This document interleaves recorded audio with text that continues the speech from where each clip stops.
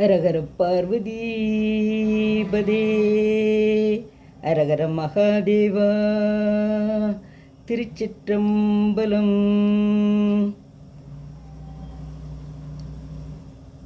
நான் குற்றாலநாதர் சுவாமி கோவிலில் உள்ள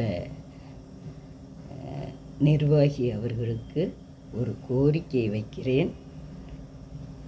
என் கோரிக்கை என்னன்னு கேட்டிங்கன்னா, எவ்வளோ ஜனங்கள் அந்த பொதிகை மலை இயற்கை காட்சிகளையும் அந்த குற்றாலத்தின் அருவி வீழ்ச்சிகளையும் பார்த்து எவ்வளோ சந்தோஷப்பட்டு வரவங்க அதை பார்த்து ரசிச்சுட்டு போகிறாங்க.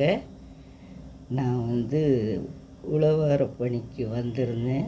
நான் அப்போ தான் ஃபஸ்ட்டு அதுக்கு வர்றேன்.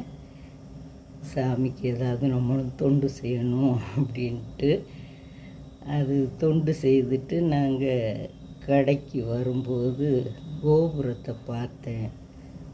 கோபுரம் பெயிண்டிங் இல்லாமல் அது ஏதோ மாதிரி தெரியுது. அந்த பெயிண்டிங் அடித்தா அந்த ஜனங்களுக்கும் எல்லாம் பார்க்குறவங்களுக்கு அது அழகாக தெரியும். எல்லோரும் வர வழியில் அதை கும்பிட்டுட்டு தான் இறக்கி போகிறாங்க. அப்புறம் குளிச்சுட்டு கோயிலுக்கு வராங்க. அப்படி பார்த்து கும்பிடுற அந்த கோபுரம் பெயிண்டிங் பண்ணணும்னு உங்களுக்கு நான் ஒரு கோரிக்கை வைக்கிறேன்.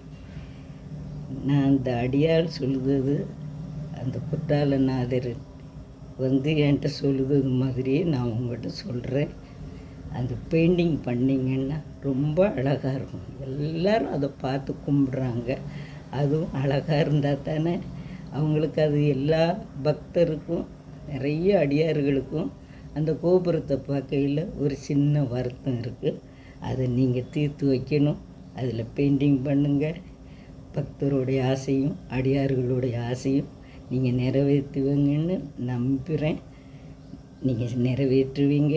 அந்த சிவன் உங்களுக்கு நிறைவேற்ற சொல்வார். அவர் மூலம்தான் நான் சொல்கிறேன் உங்களுக்கு.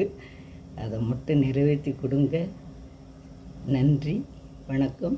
செங்கோட்டை ராஜம்மாள்.